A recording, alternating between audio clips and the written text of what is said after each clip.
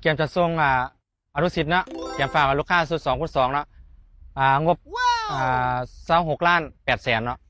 จะได้ตามนี้เลยเนาะสุดเครื่องปรุงเสียงดีๆแบบนี้เลยเนาะเอามือกล้องเข้ามาเบิ่งการต่อเนาะการใช้งานแล้วแมนเบสก็จะเป็นสีแดงสิเลยเนาะอันนี้แล้วเวลาถอดก็ถอดตะตู้เนาะอันนี้หลังแอมไม่ต้องถอดเลยเนาะเบสจะเป็นสีแดงกลางจะเป็นสีเขียวเนาะเนี่ยมาเข้าตู้แบบนี้เลยเข้าหลังตู้ก็แบบนี้เลยเนาะเข้าหลังตู้ตัวนี้ก็เป็นเสียงกลางเนาะคนละเส้นเลยเป็นแอมได้เป็นแอมซีซันแนลเนาะเบสกับแบบนี้เลยเอามาเบิ่งเนาะมาเบิ่งการใช้งานแมนเวลาเปิดเนาะเวลาเปิดระดับแรกแล้วมันเปิดจากตัวนี้เนาะเปิดจากตัวนี้ yes เปิดตัวนี้แล้วก็จังมาเปิดแอมเนาะเปิดแอมมันก็จังเรียงจำไปเลย เวลามอดกับมอดพอนแอมจำไปเลยก็จังมอดแล้วก็จะมามอดมิกเซอร์เนาะเวลามอดเวลาเปิดแล้วมันเปิดจากมิกเซอร์ขึ้นมาลงมาหาแอมเนาะแล้วตัวนี้เขาก็จะปรับจูนไปเรียบร้อยนะมีแต่การใช้งานกับใส่เลยเนาะ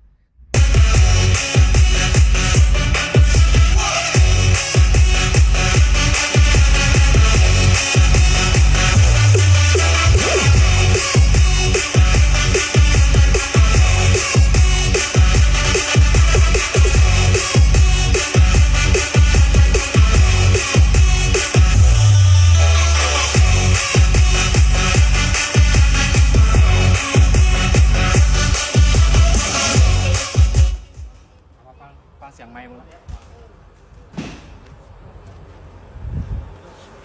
ทดสอบ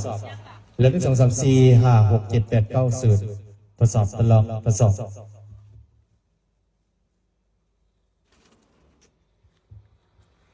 เฮ้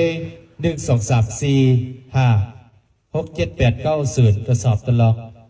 ทดสอบ1 2 3 4เอาเป็นการรีวิวสุด2/2นะพร้อมออกงานทดสอบทดลองเบียด18สุดละครับกลาง15พิเศษนะทดสอบ1 2 3 4ทดสอบเซ็ก1 2 3 4 5 6 7 8 9 10ทดสอบประมาณนี้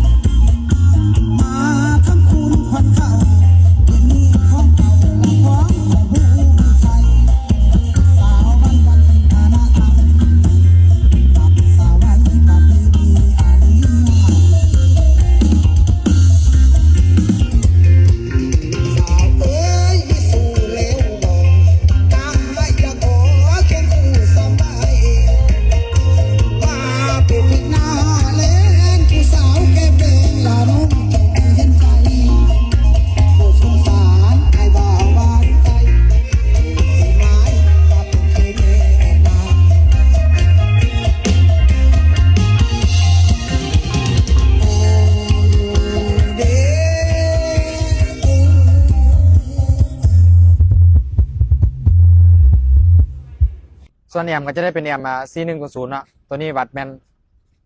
ขับซันเนล1,200 วัตต์ได้ซันเนลละดอกเนาะคือว่าขับกลางได้8 ดอกตัวนี้ขับสุดนี่ถือว่า2/2ได้เนาะซันเนลละดอกแล้วในคนลูกค้าจะไปขับกลาง8 ดอกเนาะแล้วก็เสริมแอมขับเบสอีกเป็นสุด6x6แล้วก็มีมอนิเตอร์นะตัวนี้จะพอเลยอันนี้ลูกค้าเลือกเอาสุดงบประมาณนี้แล้วก็เอาแอมซีซันเนลเนาะก็จะได้ประมาณนี้ ส่วนตัวนี้ก็จะเป็น EQ นะปรับแต่งเสียงมาปรับไปเรียบร้อยนะตอนนี้ก็เป็นคอร์ดแล้วก็ไม่เป็นซัวซีดีของเซานะแล้วก็ปรับไฟแล้วก็มิกเซอร์รุ่นดีเลยรุ่นเสียงเอฟเฟกต์มวนนะตู้เบสก็จะเป็นซูราฮัมไส้ดอกกัน1,200 วัตต์นะก็ต้องนำมาฟังดอก1,200 วัตต์นะดอกเบสซูราฮัมนะ18 นิ้วส่วนเสียงกลางก็จะเป็นการ15 พีเอสนะ1,000 วัตต์ตัวนี้รวมๆแล้วแมน4,800 วัตต์นะใส่กับแอมตัวนี้ที่ว่าหมอเลยไม่เป็นไรสนใจก็สามารถถามได้นะทางเบอร์ไว้ว่าได้แอป7252298เนาะเก็บจัดส่งให้เนาะรถมาครับแล้วขนส่งด่วนอนุสิทธิ์นี่จะจงแค่ส่งจริงไหมเป็นฝากให้ทำเกมรอรับไปเลย2/2จะส่งเลยนะตั้งเกียงรอทางครับไปเลยนะ2/2ครับเต็มกันรถนะมีหลายคนมาฝากแล้วส่วนของบุคคลเป็นตู้เบียดตู้กลางใช้ในนั้นแล้วโอเคนะประมาณจะส่งให้เรียบร้อยสาขาโนสิตนะ